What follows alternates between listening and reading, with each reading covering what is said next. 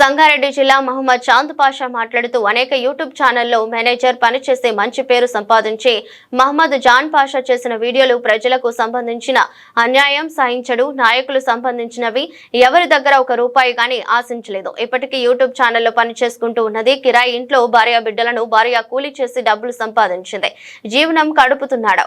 రిపోర్టర్లకు కనీస ఇల్లు లేదు, 1 ఎకరం భూమి ఇస్తారు అన్నారు. ఇంతవరకు రాలేదు. దీనికి సమాధానం ఇవ్వండి అని ప్రశ్నించారు. మా పేరు మహమ్మద్ చాంద్ పాషా. నేను ఒక ప్రెస్ రిపోర్టర్నిగా నేను స్టాఫ్ రిపోర్టర్గా పనిచేస్తున్నాను. నేను ఫస్ట్ రాజస్థాన్ మోచార్ న్యూస్ ఛానల్లో పనిచేశాను నేను. కానీ యూట్యూబ్ ఛానల్ అయినా కానీ నాకు నెలకు 7,000 రూపాయలు శాలరీ ఇస్తుంది యూట్యూబ్ ఛానలే. కానీ వార్తలు కవర్ చేసేటప్పుడు కొంతమంది అధికార వాళ్ళకు బానుసులైండు కనుకనే నేను రాజస్థాన్ మోచార్ న్యూస్ ఛానల్ ఇచ్చిపెట్టేశానండి. ఇచ్చిపెట్టినాక నేను హైటెక్ టీవీ ఛానల్లో వచ్చాను. నేను హైటెక్ టీవీ ఛానల్లో సంగారెడ్డి డిస్టిక్లో ఎవరు గుర్తుపట్టకపోతుండే. నేను హైటెక్ టీవీ ఛానల్లో జాయిన్ అయినాను. స్టాఫ్ రిపోర్టర్గా వర్క్ చేశాను. మంచి పేరు తీసుకొచ్చాను. నేను స్టాఫ్ రిపోర్టర్ ఉండి సంగారెడ్డిలో వార్త కవర్ చేస్తుండి, నారాయణఖేడ్లో వార్త కవర్ చేస్తుండి, జైరాబాద్లో వార్త కవర్ చేస్తుండి, నిజామాబాద్లో వార్త కవర్ చేస్తుండి, హైదరాబాద్లో కూడా వార్త కవర్ చేస్తుండి, కరీంనగర్లో కూడా వార్త కవర్ చేస్తుండి ఒక స్టాఫ్ రిపోర్టర్ ఉండి. కానీ ఎవ్వరు ఇంతవరకు ఏ రిపోర్టర్ ఇట్లా వార్తలు కవర్ చేయలేదు. అయితే నేను ఒక మంచి పేరు తేవాలని హైటెక్ టీవీ ఛానల్కు నేను కొన్ని పోస్టర్లు తయారు చేశాను. వాటర్ బుక్ నేను కొన్ని స్టిక్కర్లు కూడా తయారు చేశాను. మొత్తం సంగారెడ్డి డిస్టిక్లో మొత్తం స్టిక్కర్లు సర్ఫై చేసినాను, తెలియజేసినాను. హైటెక్ టీవీ ఛానల్కు మంచి పేరు తీసుకొచ్చాను. సంగారెడ్డిలో ఆఫీస్ కూడా ఓపెన్ చేయించాను. ఒక మంచి టీం కూడా తయారు చేశాను. నేను జహీరాబాద్లో తయారు చేశాను, నారాయణఖేడ్లో తయారు చేశాను, కరీంనగర్లో కూడా తయారు చేశాను. కానీ నేను మంచి వార్తలు కవర్ చేస్తూ ఉంటే ఒక చైర్మన్ ఉండి ఆ వార్తల్ని ఏంటంటే అధికార వాళ్ళ వార్తలు పెట్టకపోతుండే. ఎందుకు పెట్టకపోతుండే అంటే అధికార వాళ్ళతో మాట్లాడుకుంటుండే. ఇప్పుడు ఎవరు తప్పు చేసినా కానీ వార్త మనం పే చేయాలి కదా, అది ప్రజల దృష్టికి తీసుకెళ్ళాలి. మన హైటెక్ టీవీ ఛానల్ చైర్మన్ గారు ప్రజల దృష్టికి తీసుకోకపోతుండే. అవునండి, అధికార వాళ్ళకి ఎవరైనా ఏమైనా ఇస్తే వాళ్ళ ఫేవర్లో వార్తలు పెడతారండి. ఇది తప్పు కదా. అది అతన్ని ఒక రిపోర్టర్ కాదు, జర్నలిస్ట్ అంటారు. వాళ్ళకు ఫాల్తూ పనికిరాని జర్నలిస్ట్ అంటారు. మీడియా అంటే ప్రజల పక్షాన ఉంటుంది. నాయకులకు బానిసలు కాదు, అధికార వాళ్ళకు బానిసలు కాదు. ఈ మహమ్మద్ చాంద్ పాషా ఏ ఛానల్లో పనిచేసినా కానీ నీతి నిజాయితీగానే పనిచేస్తాడు. ఎవరి దగ్గర డబ్బులు తీసుకొని ఇంతవరకు నేను వార్త కవర్ చేయలేదు. మంచి పేరు సంపాదించుకున్నాను. హైటెక్ టీవీ ఛానల్లో మాజిద్ రిపోర్టర్, అబూబకర్ రిపోర్టర్ ఉండే. అతడు చైర్మన్ గారికి వ్యతిరేకంగా కంప్లైంట్ ఇస్తూ ఉంటే నేను ఆ చైర్మన్ హైటెక్ టీవీ ఛానల్ నుంచి వెళ్ళిపోయినాను. ఎందుకు వెళ్ళిపోయాను తెలుసా? ఆ ఛానల్లో బోకరిగిరి ఎక్కువ చేస్తున్నారు. ప్రజల సమస్యలు ఉంటే వార్త పెట్టరు. అందుకే నేను వెళ్ళిపోయినాను. ప్రజల సమస్యల మీద వార్తలు పెట్టాలి. ఒక నాయకులు కొన్ని దగ్గర డబ్బులు తీసుకుని వార్త పెట్టుడు అది రిపోర్టర్ అనడు. ఆయనకి ఏమంటారు? బోకరిగిరి చేస్తారంటారు. మీడియా ప్రజల పక్షాన ఉంటుంది, అమ్ముడు పోదు. 1000 రూపాయలకు 500కు అమ్ముడు పోయిన పనికిరాని సన్నాసులు అయిపోయారు, చాతగాని దద్దమ్మలు అయిపోయారు. నేను అడుగుతున్నాను మా మీడియా మిత్రులకు, 1000 రూపాయలు 2000 తీసుకొని ఎన్ని సంవత్సరాలు తింటారు రా భయ్? మీరు చెప్పండి రా భయ్. నేను చేసినట్టు ఎవడన్నా చేసినారా భయ్? సంగారెడ్డి జిల్లాలో నేనంటే ఆఫీస్ ఓపెన్ చేయించిన, ఒక టీం తయారు చేసిన. ఈరోజు కొంతమంది ఎమ్మెల్యేలు నాకు మెచ్చుకుంటారు. ఎందుకు మెచ్చుకుంటారు తెలుసా? నీతి నిజాయితీ బట్టి. ఎంపీలు కూడా మెచ్చుకుంటారు. ఇప్పుడు మనకు జహీరాబాద్ ఎంపీ నా పేరు చెప్పగానే చూడండి ఎలా మాట్లాడతాడు. ఆ మర్యాద పెట్టుకోవాలి. నేను ఆ మర్యాద పెట్టుకుంటాను. మీరు పెట్టుకుంటారా? ప్రతి కలెక్టర్ ఆఫీస్లో నాకు మంచి పేరు ఉంది. ప్రతి మున్సిపల్ ఆఫీస్లో మంచి పేరు సంపాదించుకున్నాను. పోలీస్ డిపార్ట్మెంట్లో కూడా మంచి పేరు సంపాదించుకున్నాను. ఎందుకంటే మనమున్నది వాస్తవానికి వార్తలు పే చేస్తాం. ఎవడు తప్పు చేసినా కానీ మనకు తప్పు దొరికితే ఎవరికి నేను వదిలిపెట్టాను. నా గురించి నేను ఆలోచించాను. ప్రజలకు అన్యాయం జరిగితే అది నేను సహించాను కూడా. నేను ఒక జర్నలిస్ట్ అని కాదు, నేను ఒక సోషల్ వెల్ఫేర్ సొసైటీ అధ్యక్షుడిని కూడా. నా రిజిస్ట్రేషన్ నంబర్ 524. నేను ఒక సోషల్ వర్కర్గా కూడా పనిచేస్తాను. నేను చెప్పాను కదా, నా రిజిస్ట్రేషన్ నంబర్ 524. నేను సోషల్ వెల్ఫేర్ సొసైటీ అధ్యక్షుడిని కూడా.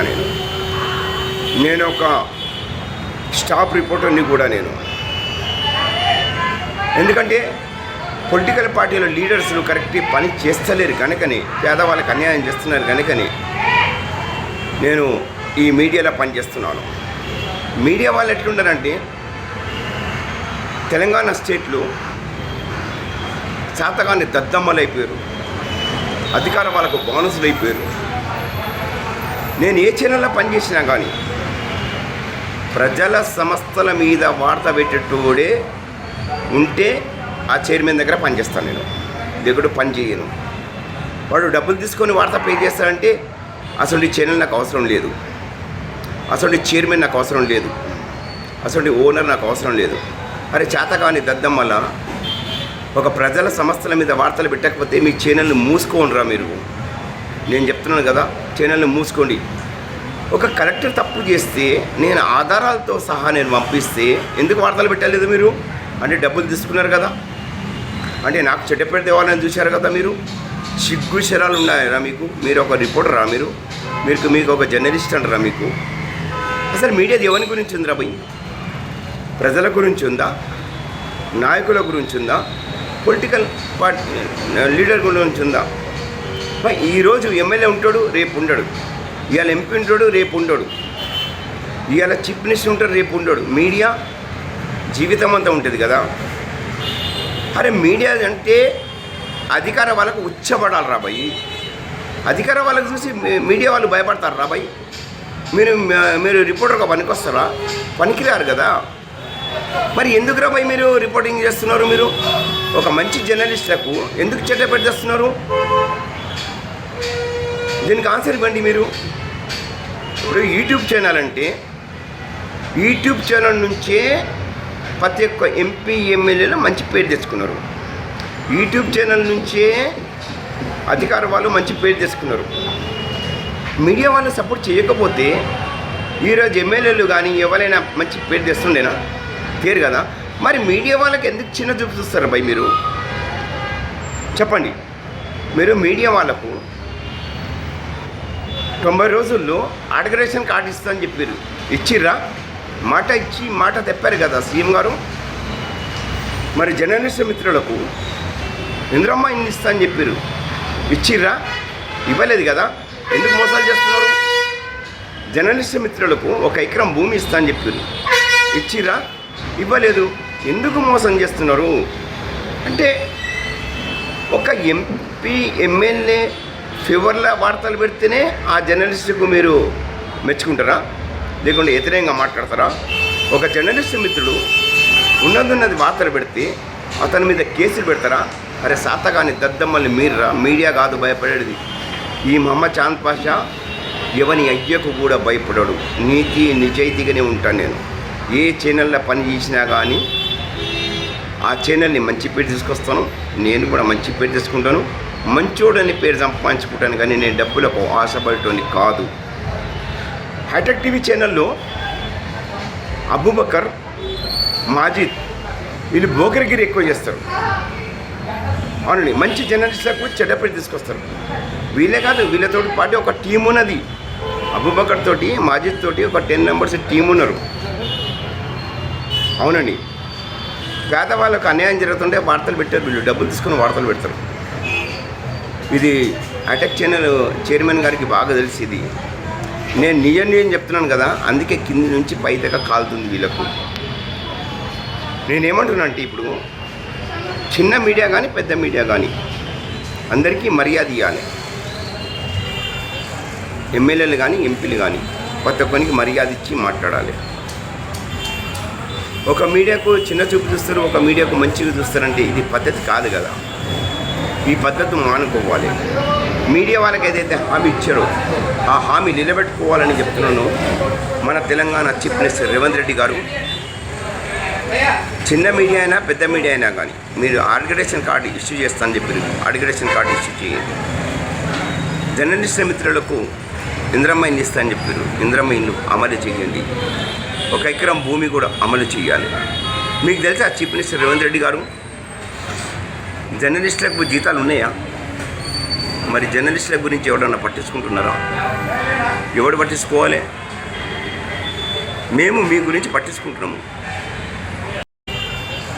ఎమ్మెల్యేలు కానీ ఎంపీలు కానీ ప్రతి ఒక్కరికి మర్యాద ఇచ్చి మాట్లాడాలి.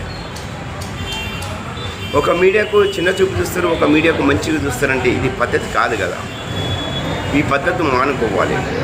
మీడియా వాళ్ళకి ఏదైతే హామీ ఇచ్చారో ఆ హామీ నిలబెట్టుకోవాలని చెప్తున్నాను. మన తెలంగాణ చీఫ్ మినిస్టర్ రేవంత్ రెడ్డి గారు చిన్న మీడియా అయినా పెద్ద మీడియా అయినా కానీ మీరు ఆర్గనైజేషన్ కార్డు ఇష్యూ చేస్తానని చెప్పారు. ఆర్గనైజేషన్ కార్డు ఇష్యూ చేయండి.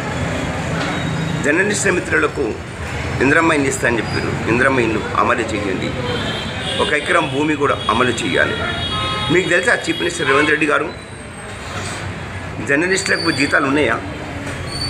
మరి జర్నలిస్టుల గురించి ఎవరన్నా పట్టించుకుంటున్నారా? ఎవడు పట్టించుకోవాలి? మేము మీ గురించి పట్టించుకుంటున్నాము. మేము ఒక పబ్లిక్ సేవ చేస్తున్నాం. మీరేం చేస్తున్నారు? పేదవాళ్ళగా దోసుకుంటున్నారు. పేదవాళ్ళకు మోసాలు చేస్తున్నారు. ఎన్నికల ముందు ఇచ్చిన హామీలు అమలు చేయరు. మీరు ఉన్నది వార్తలు పెడితే ఒక జర్నలిస్టుల మీద అక్రమ కేసులు పెడతారు. మీరు ఇది తప్పు. ఈ పొలిటికల్ పార్టీ లీడర్ చేసేది తప్పు చేసేది మానుకోవాలని చెప్తున్నాను. సీఎం రేవంత్ రెడ్డి గారు ఇప్పుడు నేను ఉన్నది చెప్తున్నాను. మా అంటే మీరు నన్ను అరెస్ట్ చేపించుకోండి. ఆల్రెడీ నా మీద కేసులు ఉన్నాయి. నేను నీతి నిజేది నడుస్తాను. నేను ఎవరికి భయపడను. ఒక దేవునికి భయపడతాను. తప్పు చేసిన వాడు భయపడతాడు. అవినీతి పని చేసేవాడు భయపడతాడు. లుచ్చ పని చేసేవాడు భయపడతాడు. లఫంగా పని చేసేవాడు భయపడతాడు. ఈ మమ్మ చాన్పాష ఒక దేవునికి భయపడతాడు. మీ అసలు నాయకులు తప్పు చేస్తే నేను ప్రజల దృష్టి తీసుకెళ్తాను. ప్రజల సంస్థల మీదనే మాట్లాడతాను. నన్ను నా ఇంటికి కూడా ఎవడు పీకలేడు కూడా ఓపెన్ ఛాలెంజ్ చేస్తున్నాను. కలెక్టర్ ఆఫీస్లో తప్పులు చేస్తలేరా? కలెక్టర్ గారు తప్పులు చేస్తలేరా? కలెక్టర్ గారు తప్పులు చేస్తున్నారని నేను ప్రూఫ్ చేస్తే కలెక్టర్ని సస్పెండ్ చేస్తారా? న్యాయస్థానంలో న్యాయవాదులు కూడా తప్పులు చేస్తున్నారు. అవును, చేస్తలేరా? న్యాయస్థానంలో కూడా తప్పులు జరుగుతున్నాయి.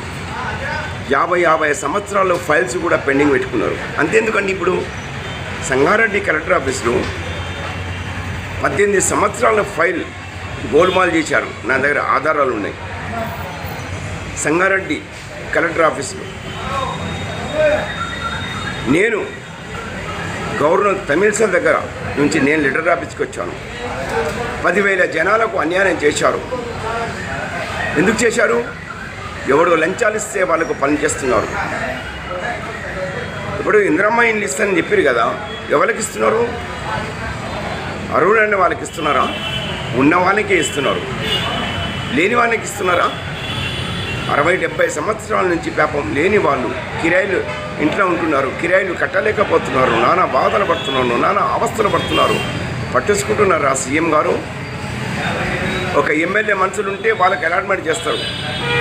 ఒక ఎంపీ మనుషులు ఉంటే వాళ్ళకి అలాట్మెంట్ చేస్తారు. చూడండి, నడి రోడ్డు మీద కొంతమంది పేదవాళ్ళు తినేతందుకు తిండి లేక ఎంత నానా అవస్థలు పడుతున్నారు. తొడగతందుకు బట్ట లేదు, ఉండేతందుకు ఇల్లు లేక ఎంతమంది బాధలు పడుతున్నారు తెలుసా? చూడండి, ఒకసారి తిరగండి మీరు. ఒకసారి గల్లీలు ఎట్లున్నారు. నేను మీతోటి ఓపెన్ ఛాలెంజ్గా చేస్తున్నాను. మీరు నాతో పేస్కి పేసి మాట్లాడతారంటే మాట్లాడచ్చు. నా నంబర్ కూడా ఓపెన్ చేస్తున్నాను. 8977833307 సంగారెడ్డి డిస్టిక్ స్టాఫ్ రిపోర్టర్గా నేను వర్క్ చేస్తున్నాను కూడా. నాకు ఒక సోషల్ వెల్ఫేర్ సొసైటీ అడ్జస్టెంట్ కూడా నేను. మరొకసారి చెప్తున్నాను, నా రిజిస్ట్రేషన్ నంబర్ 524. ఇంకేమైనా కావాలంటే డీటెయిల్ ఇస్తాను. మీరు ఒక ప్రెస్ మీటింగ్ పెట్టండి. నేను మీతోటి 3 ప్రశ్నలు అడుగుతాను. నేను అడిగింది ఆన్సర్ ఇస్తే మీరు కరెక్ట్ అయిన సీఎం, లేకపోతే మీ పదవికి రాజీనామా చేస్తారా? ఇప్పుడు 10,000 మందికి అన్యాయం జరిగింది కలెక్టర్ ఆఫీసులో సంగారెడ్డిలో. వాళ్ళకి న్యాయం చేస్తారా? వాళ్ళందరికీ ఇల్లు ఇస్తారా? వాళ్ళ దగ్గర ఒక హాఫ్ ఇంచ్ కూడా భూమి లేదు, కూలి పని చేస్తారు వాళ్ళు. 70-80 సంవత్సరాల నుంచి కిరాయితోటి ఉంటున్నారు. వాళ్ళకి ఎందుకు అలాట్మెంట్ చేస్తలేరు? అంటే పేదవాడు లంచం ఇయ్యడు కనుకని. ఎక్కడి నుంచి ఇస్తాడు? పొద్దుగాల నుంచి సాయంత్రం దాకా కష్టపడితే 500 రూపాయలు సంపాదించుకొని భార్య పిల్లలకు తినిపిస్తున్నాడు. దాంట్లో కిరాయిలు ఏం కట్టుకుంటాడు? మీకు తెలియదా? మీరు 500కే గ్యాస్ ఇస్తా అని చెప్పారు కదా సీఎం గారు. 500 గ్యాస్ ఇస్తున్నారా? ఎక్కడ ఇస్తున్నారు చెప్పండి? ఏ మండలం ఇస్తున్నారు చెప్పండి? 1000 రూపాయలు తీసుకొని గ్యాస్ ఇస్తున్నారు. మహిళలకు 2,500 రూపాయలు అకౌంట్లో వేస్తా అని చెప్పారు. వేసిర్రా? చెప్పండి, వేసిండ్రా? ఎక్కడ వేసిరు? ఏ జిల్లాలో వేసారు? ఏ మండలాలు వేసారు? ఎంతమందికి వేసారు? చూపండి. ఇప్పుడు మీరు చాలా గొప్పగా మీరు దప్పులు కొట్టుకుంటారు కదా, మేము చాలా మందికి ఇందిరమ్మ ఇల్లు ఇచ్చారని. ఎంతమందికి ఇచ్చారు? ఏ జిల్లాలో ఇచ్చారు? ఏ మండలం ఇచ్చారు? ఎంతమందికి ఇచ్చారు? ఒకసారి నాకు లెక్కలు చూపిస్తారా?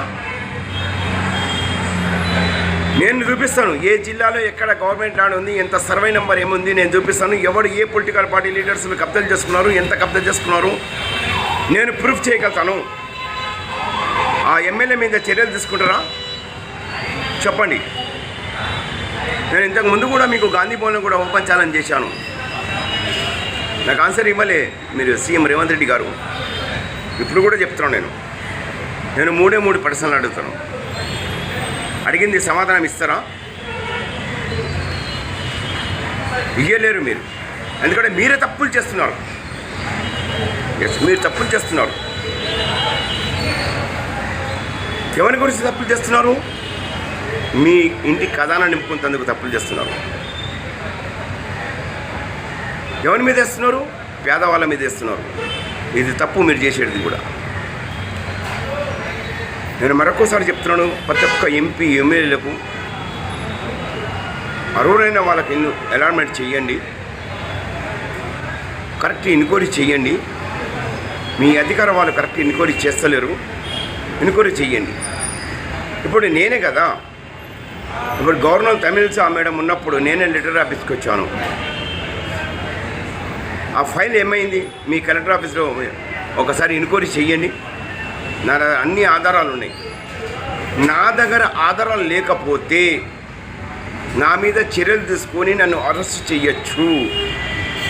ఒకవేళ నేను ఆధారాలు చూపిస్తే సీఎం రేవంత్ రెడ్డి గారు మీ ఉద్యోగానికి రాజీనామా చేస్తారని నేను అడుగుతున్నాను. 1 సంవత్సరం మీ సీఎం పదవి నాకు అప్పచెప్పండి. తెలంగాణ రాష్ట్రాన్ని మార్చేస్తానని కూడా ఒక పేదవాడు మీతో ఓపెన్ ఛాలెంజ్ చేస్తున్నాడు సీఎం రేవంత్ రెడ్డి గారు. ముందా చేతనవుతుందా మీకు? ఏ జిల్లాలో, ఏ మండలంలో, ఏ విలేజ్లలో ఎక్కడ ఎన్ని తప్పులు జరిగినాయి అన్నీ నా దగ్గర ఉన్నాయి. అవునండి, ఆధారం లేని నేను ఏం మాట్లాడాను? నేను ఫస్ట్ ఆధారాలు సంపాదించి మాట్లాడుతున్నాను. యూట్యూబ్ ఛానల్ వాళ్ళకు మర్యాద ఇచ్చి మాట్లాడండి. మీరు యూట్యూబ్ ఛానల్ వాళ్ళకు ఇన్సల్ట్ చేయడం మంచిది కాదు. మీ ఎమ్మెల్యేలు అడ్డం మాట్లాడుతున్నారు, మీరు కూడా అడ్డం మాట్లాడారు. గుర్తు చేసుకోండి. మీడియా మిత్రులతో మాట్లాడే పద్ధతి ఫస్ట్ మీరు నేర్చుకోండి. చిన్న మీడియా అయినా పెద్ద మీడియా అయినా కానీ పర్వాలేదు, వాళ్ళకి ఫస్ట్ ఆర్గనైజేషన్ కార్డ్ అమలు చేయండి. వాళ్ళకి ఇందిరమ్మ ఇల్లు అలాట్మెంట్ చేయండి. 1 ఎకరం భూమి అమలు చేయండి. మీకు మంచి పేరు వస్తుంది. కానీ మీ ఫేవర్ల వార్తలు పెడితే మీరు మంచోడని చెప్తున్నారు. అంటే మీ వాళ్ళు తప్పులు చేస్తే మేము వార్తలు పెట్టద్దా? అంటే ప్రజల దృష్టికి తీసుకెళ్ళొద్దా? మా బాధ్యత అదే సార్. ఎవరు తప్పు చేసినా కానీ మేము ప్రజల దృష్టికి తీసుకెళ్తాం సార్. అంటే మేము ప్రజల దృష్టికి తీసుకోవడం తప్ప ఉన్నది వాస్తవం వార్తలు పెడితే మా మీద కేసులు పెడతారా మీరు? ఇది తప్పు కదా? నేను ఒప్పుకుంటున్నాను సీఎం గారు. మన తెలంగాణ స్టేట్లో చాలామంది మీడియా మిత్రులు అమ్ముడు పోయినరు, చెత్త నా కొడుకులు, ఫాల్తు నా కొడుకులు అయిపోయారు. అవునండి, మంచి జర్నలిస్టులు కూడా చెడ్డ పేరు తీసుకొస్తున్నారు. నీతి నిజాయితీగా ఉండమంటున్నాను. అవినీతి పనులు చేయకమని చెప్తున్నాను జర్నలిస్టులకు కూడా. ఇప్పుడు నేను నిజం చెప్తున్నాను కదా, చాలా మందికి కింది నుంచి పై దాకా కాలుతుంది. ఉన్నది వాస్తవం చెప్తున్నాను. నేను ఏం చేసుకుంటారు చేసుకోండి. నేను దేవునికి భయపడతాను కానీ ఎవరికి భయపడను. నేను లఫంగా కాలాక నేను అసలే భయపడను. నేను ఆలోచించుకోండి.